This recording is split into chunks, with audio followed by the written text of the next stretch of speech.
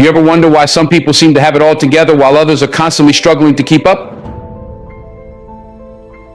It's not luck, it's not talent. It's not even about having more opportunities. It all comes down to one simple thing: control. Control over what you say, control over what you think, control over how you feel, and control over how you manage your resources. Let me tell you something: if you can master your mouth, your mind, your mood, and your money, you can master your life. Most people don't realize that the power to change everything is already inside them, just waiting to be tapped into. But if you don't control these things, they'll control you. These things shape your world. They influence every decision you make, every relationship you build, and every opportunity you either take or miss. Control them, and you control your life. Let them run wild, and you'll find yourself in a place you never wanted to be. So today we're going to dive into this. We're going to break it down. And when I'm done, you'll walk out of here with a new sense of focus and responsibility over your life. Let's talk about your mouth. When I say control your mouth, I'm not just telling you to hold your tongue when you're angry, although that's important. I'm talking about realizing the power that comes with every word you say. The words you speak are like arrows. You can't take them back once they leave your lips. So many people don't realize this. They talk without thinking, spit out negativity, or gossip without considering the impact. But the truth is, the words that come out of your mouth have the power to shape your life, your relationships, and your future. When you speak, you're not just describing the world around you, you're creating it. The words you use build the foundation of your reality. If you constantly speak about how hard life is, how unfair things are, or how impossible your dreams seem, you are literally creating an environment that reflects those very words. You're putting that energy out into the world, and the world responds. On the flip side, if you speak with faith, if you declare possibility, if you encourage others, you're creating an environment where success and positivity can flourish. Think about the people who inspire you. Do they speak doubt? Do they tear others down? Or do they use their words to uplift, to push forward, and to open doors for themselves and others? That's the kind of power you hold. The power to speak life into any situation. But that power can also do damage if you're reckless. You've got to be deliberate about the words you use. So the next time you're about to speak, stop for a second. Ask yourself, is this going to help the situation or make it worse? Is what I'm about to say based in truth, or is it based on emotion or frustration? Too often people let their emotions control their words, and they say things they regret.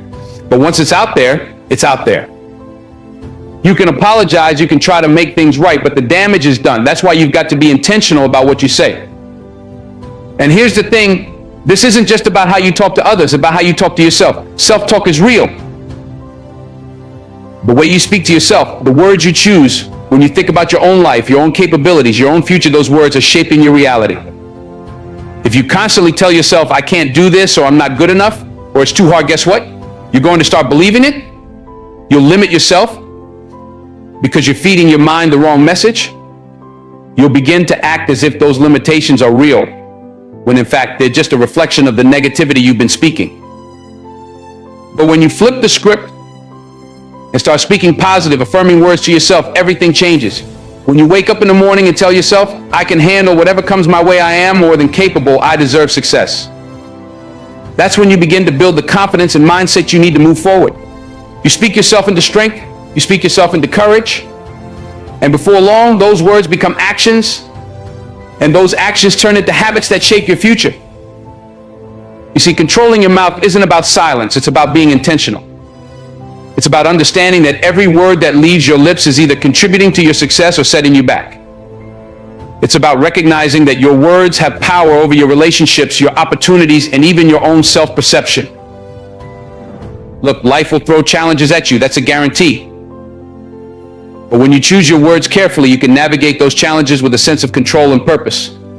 When you speak words of wisdom, positivity, and truth, you attract those things into your life. People will start to see you differently. They'll respect you more. They'll come to you for advice because they know you're someone who speaks with intention, someone who uses words as tools for building, not for tearing down. Think of your words as seeds. If you plant seeds of doubt, fear, and negativity, that's what you'll harvest. But if you plant seeds of faith, determination, and positivity, that's what will grow in your life. So be mindful of the seeds you're planting. because you're going to have to live in the garden you create. Too many people spend their time talking about what's wrong, what's missing, or what they don't have.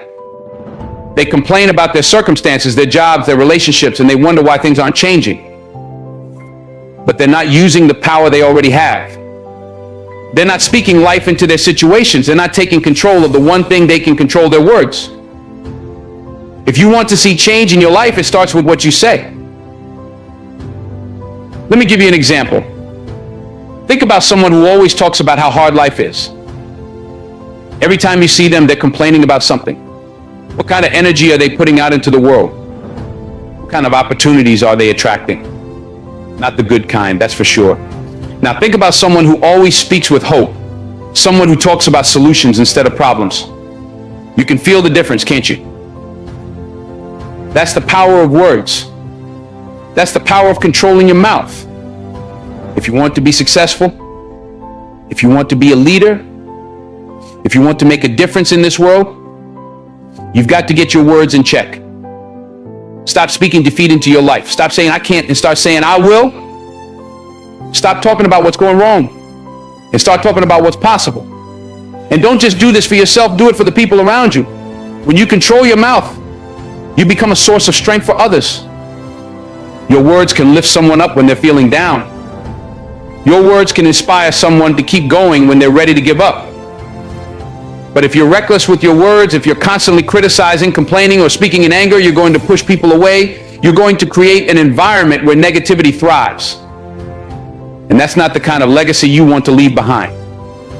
So let's bring it back to this idea of control. You can't control everything in life. You can't control other people's actions. You can't control the circumstances you're born into. And you can't always control the challenges that come your way. But what you can control is your mouth. You can control what you say. You can choose to speak words that empower, uplift, and inspire. You can choose to be deliberate with your words, understanding the power they hold. This isn't just about success, it's about living a life of purpose. It's about recognizing the power you have to create your own reality, to shape the world around you, and to leave a positive impact on the people you meet. Words are a tool. If you use them wisely, they will build a life that reflects your true potential. If you use them carelessly, they will destroy opportunities before they even have a chance to bloom. So the next time you open your mouth, remember this: your words have power. Control them. Speak with intention. Speak life into your future, into your relationships, and into your own self-worth. And watch how the world changes around you. Let's get real about your mind. Your mind is the most powerful tool you have. It's where everything begins. Every action, every decision, every habit you build, it's all rooted in your thoughts. Your mind is where battles are won or lost long before they ever manifest in your life. You've got to understand this, because if you don't control your mind, it will control you. And when you let that happen, you end up living a life that's reactive instead of proactive, driven by fears and doubts instead of purpose and intention. Think about it. Everything you've ever done, good or bad, started with a thought. Whether it was deciding to go after a dream, hitting the gym to get in shape, or even making a mistake, it all started in your head. That's why the saying, as a man thinketh, so is he, is so powerful. It means that your life is shaped by the thoughts you allow to take root in your mind. What you focus on expands. So if your mind is filled with negativity, fear, or doubt, that's the direction your life will head in.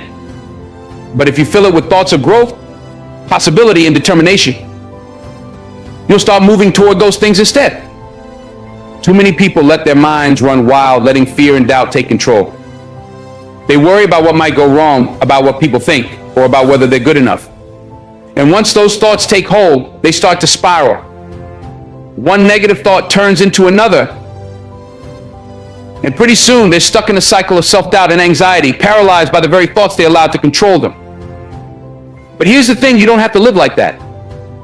You can change the narrative playing out in your mind. You can choose to control your thoughts. And when you do, you take control of your life. Let me break it down for you. Controlling your mind isn't about ignoring the hard stuff or pretending that fear doesn't exist. Fear is real. Doubt is real. But what you do with those feelings, that's what makes the difference.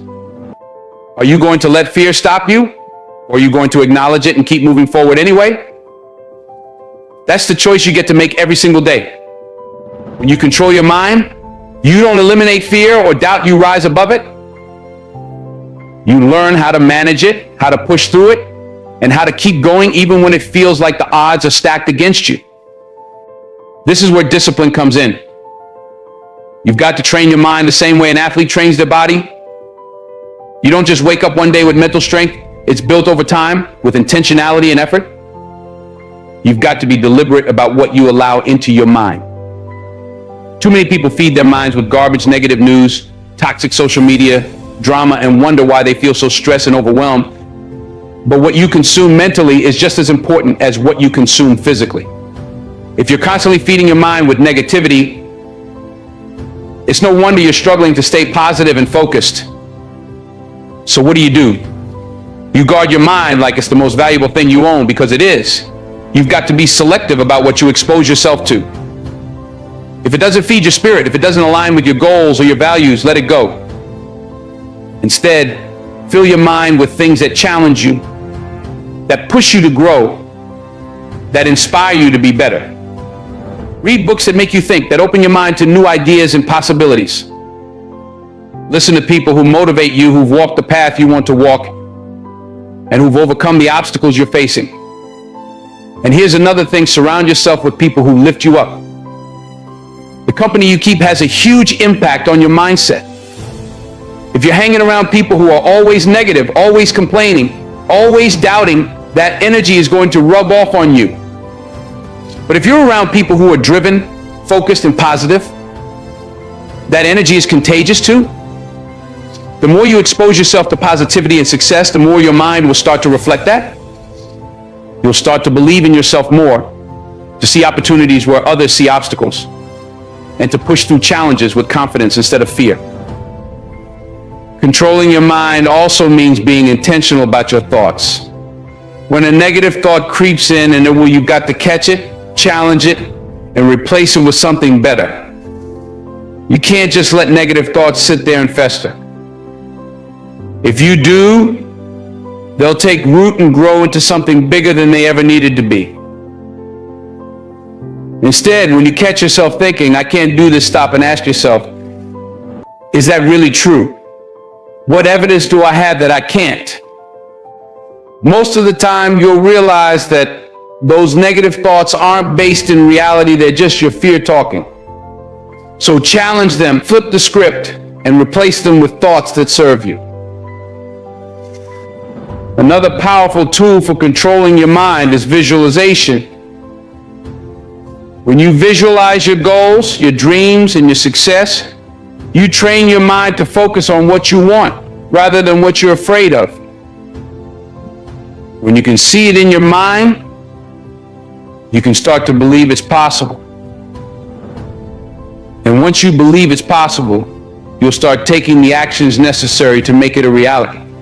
Visualization isn't just daydreaming, it's a way of programming your mind for success. It's about creating a mental picture of where you're headed and letting that picture guide your actions. Every morning when you wake up, you have a choice.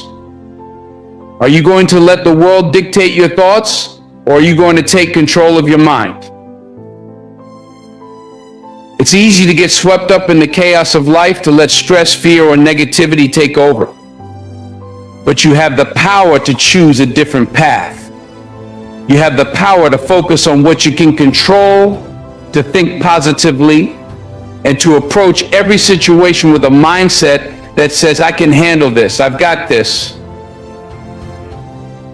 When you start your day with that kind of intention, everything else falls into place. Meditation and prayer are also powerful ways to control your mind. When you take time each day to quiet your thoughts, to center yourself, and to connect with something bigger than yourself, you give your mind the space it needs to recharge and refocus.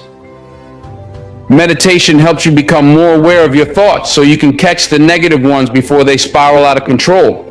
Prayer reminds you that you're not in this alone, that you're part of something greater, and that you have the strength to overcome whatever comes your way. The bottom line is this: controlling your mind is a daily practice. It's not something you do once and then forget about. It's a commitment to yourself, to your goals, and to your future. It's about taking responsibility for your thoughts and understanding that they have the power to shape your life. When you control your mind, you take back control of your destiny. You're no longer at the mercy of fear, doubt, or negativity. You're in the driver's seat, steering your life in the direction you want to go. So start today. Start by being mindful of your thoughts.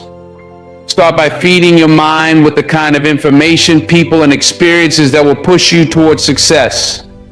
Challenge the negative thoughts when they arise and replace them with thoughts that serve you. Visualize your goals, meditate, pray, and take control of your mind, because when you do that, you take control of your life. And once you're in control of your mind, there's nothing you can't achieve. Now let's dive into something that people often overlook but plays a huge role in how their lives unfold: your mood. Your mood is like the lens through which you see the world, and if you don't control it, that lens can distort everything around you. Think about it. You've probably seen it happen before. Someone wakes up on the wrong side of the bed, and all day they carry that bad energy with them. Every interaction is negative. Every obstacle feels like a catastrophe. They're walking around like the whole world is against them, when in reality, it's their mood that's the problem. They've let a fleeting emotion take over and dictate how they experience their day. But here's what you need to realize: your mood doesn't just happen to you. You have more control over it than you think. Your mood is not some external force that you're powerless against. It's not something you have to surrender to. Your mood is a choice. It's something you can regulate, something you can manage no matter what's happening around you. And when you understand that, when you realize that you have the power to control your emotional state, everything starts to change. Now, let's be clear about something: emotions are real. I'm not saying you should ignore how you feel. If you're angry, you're angry. If you're sad, you're sad. Those are legitimate emotions, and they deserve to be acknowledged. But here's the thing: just because you feel something doesn't mean you have to let it control you. Feelings are like waves. They rise, they fall, they come, they go. But you don't have to be swept away by them. You can learn to ride the wave instead of drowning in it. One of the biggest mistakes people make is thinking that their feelings are facts. They wake up feeling stressed or anxious, and they start to believe that their entire day is doomed. But feelings are not facts. Just because you feel something in the moment doesn't mean it's the absolute truth. It doesn't mean your day is ruined or that your life is off track. It's just an emotion. It's temporary. And the moment you start to recognize that, the moment you understand that your mood is fluid and can be changed, you take back control. Here's where you start awareness. Most people go through their day on autopilot, completely unaware of how their mood is affecting them. They let their emotions dictate their actions without even realizing it. They're reacting instead of responding. But when you become aware of your mood, when you check in with yourself and say, wait a minute, how am I feeling right now? You give yourself the power to shift that energy. You become the one in the driver's seat rather than letting your emotions steer the car. Think about it. How many times have you let something small set the tone for your whole day? Maybe you got stuck in traffic, or someone said something that rubbed you the wrong way. Before you know it, you're carrying that frustration with you all day, snapping at people, getting irritated over things that don't really matter. You let that one small thing snowball into something much bigger than it needed to be. But when you control your mood, you can stop that snowball before it gets rolling. You can pause, take a breath, and decide how you want to respond. You can choose to let it go, to not let that moment define your entire day. And that's the key choice. You always have a choice when it comes to your mood. You may not be able to control what happens to you, but you can always control how you respond. You can choose to dwell on the negative, or you can choose to focus on the positive. You can choose to let a bad moment ruin your day, or you can choose to move on and make the best of it. It's all up to you. And when you start to see your mood as something you can control, you stop being a victim of your circumstances. You become empowered. Now, controlling your mood doesn't mean putting on a fake smile and pretending everything is okay when it's not. It's not about suppressing your emotions or ignoring how you feel. It's about managing your emotions in a way that serves you rather than letting them run the show. It's about finding healthy outlets for your feelings and making sure that they don't dictate your actions in a negative way. Let's talk about gratitude for a minute. Gratitude is one of the most powerful tools you have for controlling your mood. When you focus on what you're grateful for, when you make a conscious effort to shift your attention to the good things in your life, it's almost impossible to stay in a negative state. Gratitude forces you to recognize that no matter what's going wrong, there's still something going right. It changes your perspective. It shifts your focus from what you don't have to what you do have, from what's lacking to what's abundant. So when you find yourself in a bad mood, when things aren't going your way, take a moment to stop and reflect on what you're grateful for. It doesn't have to be something big. It could be as simple as the fact that you woke up this morning, that you have a roof over your head, or that you have people in your life who care about you. Whatever it is, focus on it. Let it fill you up. Let it remind you that even in the midst of challenges, there's still something to be thankful for. Gratitude changes everything. Another powerful tool for controlling your mood is your mindset. You see, your mood is directly tied to how you think. If you're constantly thinking negative thoughts, if you're always focused on what's wrong or what's lacking, it's going to be hard to stay in a positive mood. But if you train your mind to focus on the good, to see challenges as opportunities and setbacks as lessons, your mood will follow.